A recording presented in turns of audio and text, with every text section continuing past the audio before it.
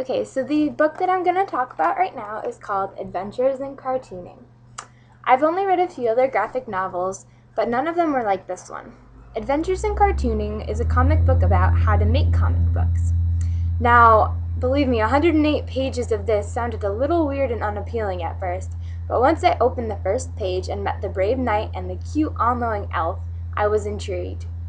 The first half of the story was basically the elf teaching the knight how to use different elements in a comic book so that it makes sense and appeals to the reader.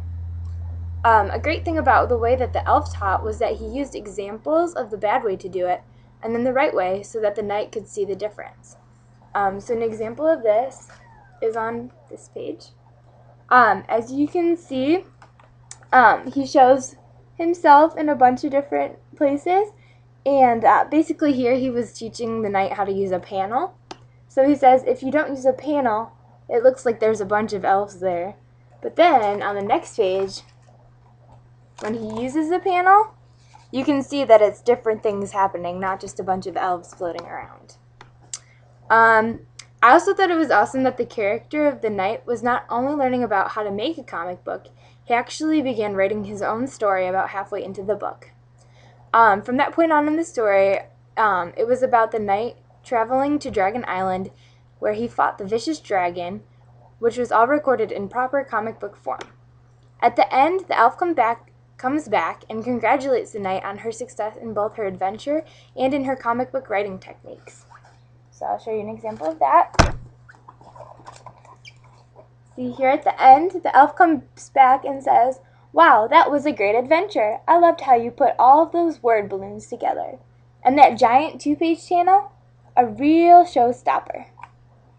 So, as you can see, the elf was showing his approval of the techniques that he taught the knight. I think this book is perfect for students who aren't exactly thrilled or excited to read. It is a graphic novel, but there is a lot of text, and there's usually at least one or a couple speech bubbles in each panel. So I'll show you an example of that.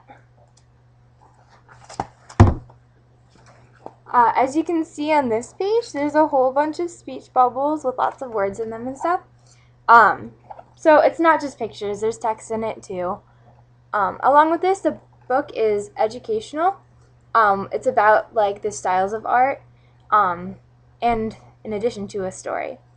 I definitely loved this book. I thought it was so cute, and I would love to have this as a resource in my classroom in the future.